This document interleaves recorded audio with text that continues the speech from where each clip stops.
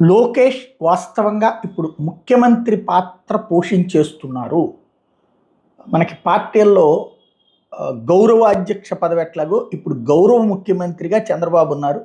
అసలు ముఖ్యమంత్రిగా లోకేష్ ఉన్నారు. దానికి సాక్ష్యం ఇవాళ వాట్సాప్ గ్రూపులో వాళ్ళ పార్టీకి సంబంధించిన వాళ్ళే ప్రొజెక్ట్ చేసినటువంటి అంశం ఏంటంటే, వివాదాస్పదమైనటువంటి ఎమ్మెల్యే జూనియర్ ఎన్టీఆర్ని విమర్శించినటువంటి దగ్గుబాటి ప్రసాద్ కావచ్చు, అలాగే ఆ సౌమ్య అనేటటువంటి అమ్మాయి ఇష్యూ వ్యవహారం వచ్చినటువంటి కోన రవి కావచ్చు, అట్లాగే ఇది అటవీ శాఖ మీద దాడి చేసినటువంటి బుడ్డా రాజశేఖర రెడ్డి కావచ్చు, అమ్మాయితో ఓపెన్గా చాట్ చేసుకుంటూ వీడియోతో గొడవ అయినటువంటి నజీర్ అహ్మద్ కావచ్చు, ఈ అంశాలని స్వయంగా ఆయనే ప్రస్తావించారట. ఇది క్యాబినెట్కి ముందు లోకేష్ శ్రీకాంత్కి పెరోల్ సిఫార్సు చేసిన కోటరెడ్డి సునీల్ అంశాలను కూడా ప్రస్తావించారట.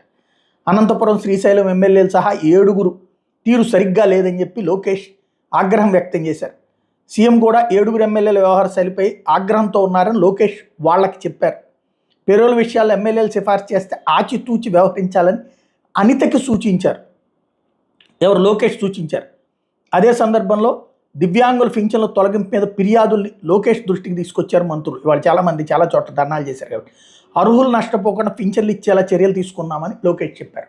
ఈ పదాలు చాలా నార్మల్గా కనిపిస్తాయి.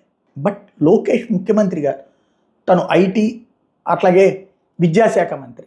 ఆయన ఇప్పుడు మొన్న వెళ్ళినప్పుడు ఢిల్లీ వెళ్ళినప్పుడు అక్కడ ఉన్నటువంటి అందరు మంత్రులతో అన్ని శాఖల తరఫున మాట్లాడొచ్చారు. దట్ మీన్స్ ముఖ్యమంత్రి స్థానంలో ఆయన కార్యకలాపాలు నడుపుతున్నారు అన్నటువంటిది కేంద్రానికి సంకేతం ఇచ్చారు. అట్లాగే ఇవాళ ఈ వార్త ద్వారా లోకేషే టోటల్ లీడ్ చేస్తున్నారు, పార్టీని ఆదేశాలు ఇస్తున్నారు, సూచనలు ఇస్తున్నారు, పార్టీకి ఇబ్బంది రాకుండా ఇబ్బంది కలిగించే వాళ్ళని కంట్రోల్ చేస్తా, అదే సందర్భంలో ప్రభుత్వానికి సంబంధించి తీసుకున్న నిర్ణయాల్లో తేడాలు ఉంటే సెటరేట్ చేసేటటువంటి వ్యవహారం చూస్తున్నారు.